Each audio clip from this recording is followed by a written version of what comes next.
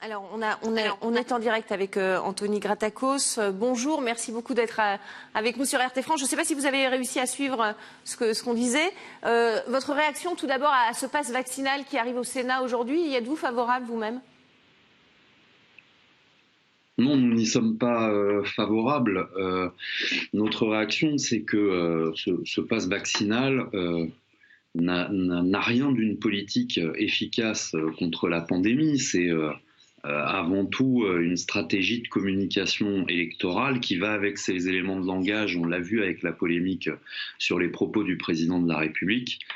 C'est surtout une façon de mettre un voile devant l'inefficacité du gouvernement à remettre en route une vraie politique de santé de proximité dans ce pays et qui a laissé depuis le début de cette pandémie se détériorer la situation hospitalière. On ne compte plus les démissions dans les hôpitaux à tous les niveaux, médecins, infirmières, administratifs, etc.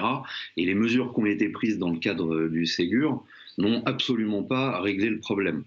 Donc ce pass vaccinal n'aura aucune efficacité contre la pandémie supplémentaire, puisqu'on est déjà à plus de 90% de gens qui sont vaccinés ou en cours d'être dans un parcours complet de vaccination. Pour pouvoir combattre cette pandémie, il y avait des décisions qui étaient importantes à prendre, et on est nombreux à le dire depuis le début.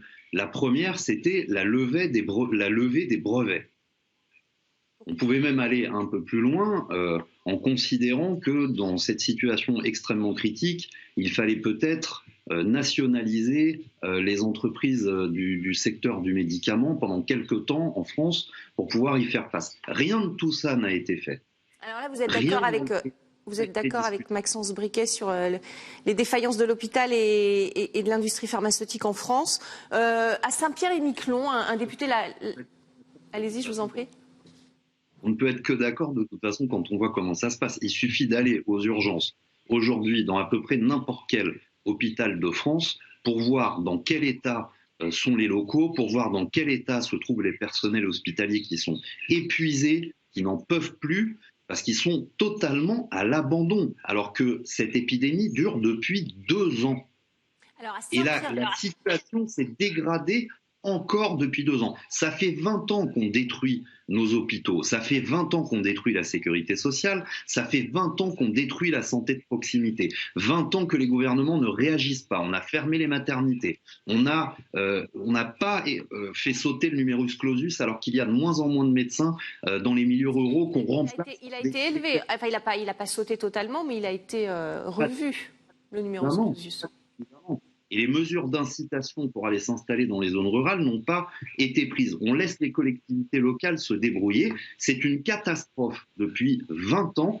Et ce gouvernement a continué la même politique d'austérité, la même politique libérale depuis 2 ans. Et bien le résultat, il est là. On n'est pas en mesure de lutter efficacement, malgré la bonne volonté des personnels.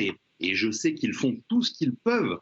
Mais à un moment, à l'impossible, nul n'est tenu. Alors, on va parler de ce qui s'est passé à Saint-Pierre-et-Miquelon à présent. Un député de La République En Marche a été agressé lors d'une manifestation anti-pass sanitaire. On va le voir sur ces images. L'élu a reçu des projectiles suivis de jets de pierre. Regardez.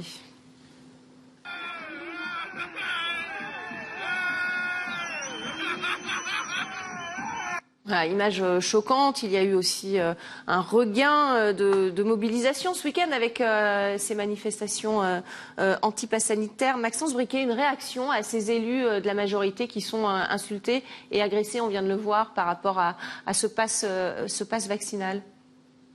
Oui, on vient de le voir sur les images. Moi, je trouve ces images, tout comme vous, choquantes, et je condamne absolument toute forme de violence envers les élus peu importe le bord, de quelque idéologie dont ils se revendiquent. Il n'y a aucune raison de faire preuve de violence contre des élus ou contre qui que ce soit d'ailleurs, a fortiori, lorsqu'aujourd'hui on voit que de nombreux élus et de nombreux représentants politiques, qui soient de La République En Marche ou pas, sont eux-mêmes menacés. C'est notamment le cas d'Éric Zemmour, mais c'est le cas d'autres personnes. Et la violence, nous, on la condamne sous toutes ses formes. Mais on aimerait, par exemple, que la gauche, que La République En Marche ou que d'autres partis condamnent la violence lorsqu'elle est permise ou lorsqu'elle est réalisée par des personnes qui viennent de la gauche. Parce que Éric Zemmour s'est toujours désolidarisé des personnes qui ont porté... Du meeting au Zénith, on n'est pas sur ce thème-là. Non, c'est juste pour préciser que la violence, nous, on la condamnera dans tous les cas, toujours. On condamne, là, typiquement, à Saint-Pierre-et-Miquelon, il y a eu des violences, mais il n'y en a pas eu à la manifestation anti-pass vaccinale qu'il y a eu à Paris. Mais juste pour rappeler que la violence doit être condamnée sous toutes ses formes et pas uniquement lorsqu'elle porte atteinte à des députés qui font partie du camp du bien, entre guillemets. Anthony Gratakos, une réaction à ce que l'on vient de voir et ce que vient de dire Maxence Briquet ? Évidemment, c'est absolument intolérable qu'on s'en prenne à des élus de la République, quel que soit leur bord politique, quel que soit leur parti, quelles que soient leurs idées. Nous avons toujours dénoncé les violences, d'où qu'elles viennent. Maintenant, il faut aussi avoir conscience d'une réalité, c'est qu'aujourd'hui, au parquet antiterroriste, ce qu'on ouvre comme dossier d'enquête, ce ne sont pas contre... des violences d'extrême gauche ou de gauche, c'est contre des violences d'extrême droite ou de droite. C'est ça la réalité aujourd'hui dans ce pays. Et les violences que subit le gouvernement par rapport au pass vaccinal, est-ce que vous pensez que les propos d'Emmanuel Macron sont de nature à envenimer en tout cas cette scission entre les Français qui sont vaccinés et ceux qui ne sont pas vaccinés, Anthony Gratakos ? Mais bien sûr, mais en même temps, le président de la République, je ne vais pas répéter ses propos, c'est pas la peine, mais est lui-même d'une grande violence. Et alors qu'il devrait être celui qui doit rassembler le pays, qui doit en garantir l'unité, en tout cas qui doit essayer de maintenir cette unité, au contraire, il fait tout pour diviser les Français. Parce que Emmanuel Macron n'est plus président de la République, il est candidat à l'élection présidentielle, au renouvellement de son mandat. Donc déjà, moi j'estime qu'il ne prenait pas les bonnes décisions quand il n'était pas en campagne, mais enfin là, avec ses propos, il a démontré son irresponsabilité totale. Alors, la violence du système en soi, on l'a vu pendant la première vague, quand ceux qui étaient au plus bas ont été totalement abandonnés. Je pense aux étudiants, quand on a vu les queues d'étudiants attendant l'aide alimentaire, quand on a vu des mères de famille totalement abandonnées seules avec leurs enfants pendant le premier confinement, la violence du système, elle était déjà grande. Mais quand en plus le président de la République en rajoute une couche en insultant une partie des Français, qu'on soit d'accord ou pas avec eux, qu'on soit d'accord ou pas avec les vaccinations, on ne peut trouver ça qu'insupportable. En tout cas, ça a donné du cœur à l'ouvrage aux antivax, puisqu'il y a eu un regain de mobilisation samedi dernier. Plus de 100 000 personnes mobilisées, selon le ministère de l'Intérieur, dans leur rang. Vous allez le voir, des manifestants d'un syndicat de police. On est là pour emmerder les voyous et les délinquants, pas les citoyens devenus sous-citoyens. Les ordres, on les appliquera. Mais aujourd'hui, on soutient. Maxence Briquet, qu'est-ce que ça dit, cette mobilisation de ce syndicat de police qui rechigne en tout cas à faire appliquer un potentiel pass vaccinal Il rechigne pas forcément à le faire. Enfin, la police va pas faire sécession vis-à-vis des mesures du gouvernement. En revanche... Effectivement, mais bon, on voit qu'ils y sont pas forcément favorables. Ils y sont pas favorables de la mesure où ce n'est pas du tout leur rôle en fait, et c'est quelque chose que nous on dénonce aussi, c'est le fait de dire qu'Emmanuel Macron emmerde des honnêtes Français qui respectent la loi, en l'occurrence les non vaccinés, et il n'emmerde absolument pas les délinquants, les multirécidivistes, la racaille, qui eux continuent à commettre des exactions partout en France. Et ces policiers-là qui sont démunis, tout autant que les soignants, je ne dis pas, mais qui sont démunis de leur action, qui n'ont aucun moyen matériel, aucun moyen humain, ils ont une justice qui ne les suit pas, ils ont un gouvernement qui est d'un laxisme absolument terrifiant, avec des ministres d'intérieur successifs qui n'ont jamais pu mettre en place des politiques efficaces pour lutter contre l'insécurité. Forcément, ces policiers-là se sentent démunis dans ce qui fait l'essence même de leur métier, qui est protéger les Français en contrôlant des gens et en les isolant, en considérant qu'ils ne sont plus citoyens. Forcément, les policiers qui, eux, vont faire du flicage parce qu'ils sont obligés pour le pass vaccinal, aimeraient mieux avoir des moyens pour vraiment aller vers ce qui fait le sens de de leur mission et de leur engagement dans la police et de la gendarmerie, c'est-à-dire protéger les Français, donc c'est-à-dire attaquer ou mettre en état de nuire la racaille, les délinquants, etc., qui aujourd'hui emmerdent, eux, les Français, et le gouvernement, on voit, lui, emmerde les honnêtes Français et n'emmerde pas les délinquants. Anthony Gratakos, je vous pose la question, est-ce qu'il faudrait aller plus loin et rendre la vaccination obligatoire, comme par exemple en Italie ou en Grèce, l'Italie qui l'a fait pour les plus de 50 ans, la Grèce pour les plus de 65 ans. Les socialistes sont les premiers à avoir proposé cette vaccination obligatoire. On va écouter Édouard Philippe, l'ancien Premier ministre d'Emmanuel Macron, qui lui s'est dit la semaine dernière favorable également à cette vaccination obligatoire. Écoutez. Il y a un vieux principe de droit qui prévaut. Règle sans sanction ne vaut pas. Je préférerais qu'on se pose la question collectivement, mais je suis pour qu'on impose le principe de la vaccination obligatoire. Y êtes-vous favorable comme les socialistes ou pas ? Non, nous ne sommes pas spécialement favorables à la gauche républicaine et socialiste. Nous pensons qu'il faut encourager les gens à se faire vacciner. Mais ça devient un faux problème, puisqu'on est déjà à plus de 90% de gens vaccinés ou en cours de l'être totalement dans ce pays. Donc le problème ne se situe plus là. Maintenant, notre problème, il se situe hors les frontières de notre pays. Il faut que l'épidémie, elle soit freinée et stoppée partout dans le monde. Mondialement. Mais comment la freiner, puisque de toute façon, le vaccin ne la freine pas. Alors si, le vaccin la freine. Il faut être clair. Si on n'avait pas la vaccination, un taux de contamination comme on connaît aujourd'hui, ce serait une véritable catastrophe en termes de morts. Alors il y en a encore aujourd'hui, mais ça en a limité grandement la portée et les dégâts. Maintenant, comme je vous le disais, le souci c'est que beaucoup de pays dans lesquels circule le virus n'ont pas accès ou trop peu accès à la vaccination à cause des brevets. Et parce que les big pharma n'ont pas intérêt à aller faire du commerce là-bas. Nous devons absolument obtenir la levée des brevets pour pouvoir aller vacciner dans tous les pays du monde pour pouvoir stopper l'épidémie. C'est le seul moyen. Tant qu'elle continuera de circuler, il y aura des variants, et tant qu'il y aura des variants, on sera en danger. Maxence Briquet, vous êtes d'accord sur cette levée des brevets, une épidémie mondiale évidemment, ou fermeture des frontières ?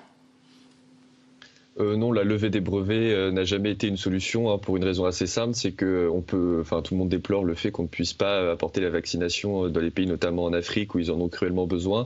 Le problème, c'est que si jamais demain on lève les brevets, les moyens de production, ces pays-là ne les ont toujours pas. Donc le fait de ne plus avoir de propriété intellectuelle ne changera rien du tout. À partir du moment où les moyens de production pour la fabrication des vaccins sont limités, on ne pourra pas aller plus vite que la machine, si j'ose dire. Donc à mon avis, il vaut mieux se poser la question de savoir comment est-ce qu'on accompagne ces pays, comment est-ce qu'on les aide, comment est-ce qu'on leur fournit des moyens financiers pour se procurer des vaccins, plus que, in fine, se dire qu'on va lever les brevets, sachant que lever la propriété intellectuelle a toujours été un grand fantasme de la gauche, pas que pour les vaccins d'ailleurs, pour beaucoup de choses, et de la propriété privée d'ailleurs aussi. On voit très bien que ça n'a jamais marché au cours de l'histoire et que ça ne marchera pas aujourd'hui en dépossédant les laboratoires pharmaceutiques qui ont eu des manquements. Je ne dis pas, je suis pas en train de défendre l'industrie pharmaceutique corps et âme, mais force est de constater que cette solution-là ne marchera pas. Ça vous fait sourire, Anthony Gratakos. Une réaction rapide parce que j'ai encore beaucoup de questions. Évidemment, ça me fait sourire parce que la seule maladie qui ait été éradiquée totalement de ce monde l'a été grâce à la mobilisation internationale, c'était contre la variole. Ça l'a été parce que il n'y avait pas de brevet sur les vaccins et sur les traitements, et parce qu'il y a eu une mobilisation internationale à l'époque entre l'URSS et les États-Unis, on a réussi à circoncire tous les foyers d'épidémie et à le faire définitivement disparaître de la planète. C'est évidemment parce qu'on a mis les moyens, mais pas seulement financiers, les moyens humains, les usines de production, parce qu'on a internationalisé le problème. Monsieur dit lever les brevets, ça ne changera rien. Ça change tout. À partir du moment où il n'y a pas de bénéfice sur ce qui est produit, on peut en baisser largement le prix, et à partir du moment où il n'y a pas de risque qu'un pays soit attaqué devant la justice parce qu'il a produit des vaccins avec ses propres usines ou avec les usines des entreprises pharmaceutiques de son pays, on pourra libérer les énergies pour produire ces vaccins. Aujourd'hui, ce n'est pas le cas, et Aujourd'hui, beaucoup d'argent se fait sur le dos de la vaccination. Énormément. Je voudrais qu'on poursuit. Merci, on a compris votre réponse. Un médecin et un avocat ont signé une tribune pour envisager des sanctions pénales pour les non-vaccinés. Regardez. Détecter des cas positifs alors que les gens ne sont pas malades et ne vont pas à l'hôpital, ça n'a pas d'intérêt majeur. Au final, plus on teste, plus on trouve et plus on panique. On se retrouve alors dans un cercle vicieux assez terrible qui ne correspond absolument plus à la réalité d'Omicron. Il devrait exister un risque pénal latent à faire peser sur une personne qui refuse sciemment de se vacciner et qui transmettrait le virus de la Covid-19. Alors voilà, c'était le deuxième extrait. Hein. Le premier n'était pas le bon. On va loin là, Maxence Briquet, non ? Oui, enfin, on nage en plein délire avec une tribune pareille. Enfin, c'est un peu ce que fait le gouvernement depuis le début, c'est-à-dire ces gens-là se font les porte-parole du gouvernement qui n'a aucun autre sujet pour cliver que la vaccination et le statut sanitaire des Français, dont finalement, lorsqu'on discute avec les Français, on se rend bien compte que c'est absolument pas leur première préoccupation. Leur préoccupation, c'est le pouvoir d'achat, c'est la sécurité, c'est l'immigration. Et aujourd'hui, on a un candidat qui y répond, c'est Éric Zemmour. Éric Zemmour qui assume aussi un clivage. Hein, c'est le lot de la présidentielle, le fait de cliver à droite et à gauche, mais le clivage, Éric Zemmour, il le fait sur l'enjeu civilisationnel, il le fait pas sur une situation sanitaire conjoncturelle qu'est le Covid-19, et on voit très bien aujourd'hui que les Français, ça leur parle, avoir un candidat comme ça qui met sur la table des sujets dont ils n'ont jamais entendu parler ces 20, ces 30 dernières années, et qui ose mettre les pieds dans le plat sur des sujets qui intéressent vraiment les Français. Je pense que c'est vraiment ça l'enjeu de la présidentielle en 2022, et les Français finiront par passer au-delà de l'écran de fumée et le matraquage médiatique autour du Covid-19 pour vraiment voir quel est l'enjeu de la vie et de la mort de la France qui se joue en 2022. La santé est aussi une préoccupation première. Hein. Les Français qui adhèrent finalement pour la majorité, à plus de 50% en tout cas, à la politique sanitaire menée par le gouvernement. Anthony Gratakos, quand vous voyez ce que préconise ce médecin et cet avocat, vous vous dites que là on nage en plein délire également ? On est dans la surenchère et visiblement certains en profitent pour se faire de la publicité gratuite et exister médiatiquement sur le dos de la pandémie et des gens qui en souffrent. Je pense que ça ne mérite pas plus de commentaires que ça. Ouais, en tout cas, ça a été publié. Beaucoup de personnes chez les jeunes aujourd'hui, on l'entend beaucoup, se demandent s'ils vont aller faire leur 3e dose, voire une 4e si un jour elle est demandée. Maxence Briquet, on l'a dit, hein, il faudrait convaincre, en tout cas par la pédagogie, les personnes pour qu'elles aillent se faire vacciner. Les jeunes aujourd'hui se demandent pourquoi ils se feraient vacciner encore et encore, puisque ils ne contractent quasiment aucune forme grave. Qu'en pensez-vous ? Les jeunes aujourd'hui qui sont ceux qui ont le plus souffert dans cette histoire, parce que pour les étudiants par exemple, ils ont été isolés, ils n'ont pas pu aller en cours, ils n'ont pas pu voir leurs amis, ils n'ont pas pu avoir de vie sociale de manière générale, et ça fait une partie de la jeunesse qui a été sacrifiée. Pour les enfants aujourd'hui, on a le port du masque obligatoire dans les classes, on a des services de pédopsychiatrie qui sont complètement surchargés d'enfants. Enfin, il y a quand même des reportages qui ont été faits qui sont glaçants. On voit des enfants qui ont 10-12 ans, qui disent qu'ils ont envie de mourir parce qu'ils ne voient plus leurs amis, parce qu'ils sont incapables d'apprendre à lire correctement, d'aller en classe correctement. Enfin, ils ont froid, ils sont obligés d'ouvrir la fenêtre tout le temps. Donc, on voit très bien que c'est les jeunes qui en pâtissent le plus. Ils se demandent à quoi bon se faire vacciner, puisque de toute façon, ils contaminent comme tout le monde, mais ils ne finissent pas aux urgences. Mais pour moi, toute interrogation est légitime. Hein. Les jeunes ont raison de se poser cette question-là et tout le monde a le droit de se la poser, cette question-là. Moi, je suis pas là pour dire qui a raison ou qui a tort sur ce sujet. Je vous dis, la vaccination est vraiment un choix personnel. Donc, à partir de là, je donne pas de conseils ou pas d'indications particulières, à part, encore une fois, la stratégie qu'on a déjà évoquée avec Éric Zemmour, c'est-à-dire le fait que, comme vous l'avez dit, les jeunes la transmettent mais finissent très très rarement en réanimation. Ce sont des personnes fragiles et âgées qu'il faut protéger et laisser les jeunes tranquilles sur ces sujets-là qui ont déjà, à mon avis, suffisamment de de cette crise sanitaire. Il faut les laisser vivre les étudiants, les enfants et laisser faire leur propre choix parce qu'ils savent ce qui est bon pour eux et tous les Français le savent. Anthony Gratakos, une dernière réaction sur ce qu'a dit Gabriel Attal hier. Il veut augmenter en tout cas les capacités de tests. On l'a vu, les labos et les pharmaciens sont totalement débordés par ces tests. Est-ce vraiment efficace ? Vous voyez ce qu'en dit ce médecin urgentiste et consultant, Gérald Kierziek, c'est son nom, regardez. Détecter des cas positifs alors que les gens ne sont pas malades et ne vont pas à l'hôpital, ça n'a pas d'intérêt majeur. Au final, plus on teste, plus on trouve et plus on panique. On se retrouve alors dans un cercle vicieux assez terrible qui ne correspond absolument plus à la réalité d'Omicron. Anthony Gratakos, est-ce que la politique menée par le gouvernement est la bonne sur les tests ? Arrêtons même d'en parler et le virus disparaîtra. Évidemment que les tests sont efficaces parce qu'ils permettent d'isoler. Et c'est ce que recommande l'Organisation mondiale de la santé. Détecter... Beaucoup de scientifiques disent que c'est pas efficace. Mais si, c'est efficace en termes de stratégie puisque ça permet d'éviter les contaminations. À partir du moment où on détecte et où on isole, on évite que le virus soit encore plus répandu. C'est ça qui est important. Alors je précise, ils disent qu'il faudrait prioriser pour ceux qui ont des symptômes et qui ont des vraies raisons d'aller se faire tester, pas tout à chacun comme c'est le cas aujourd'hui. Maxence Briquet, vous avez... Allez-y. Quand on a 300 000 contaminations par jour, il y a des raisons de tester quand même. Merci beaucoup, merci à tous les deux. Je voulais vous parler aussi des FFP2, mais ce sera pour une prochaine fois. Merci en tout cas, merci Anthony Gratakos et merci à vous Maxence Briquet d'avoir participé à ce débat sur RT France.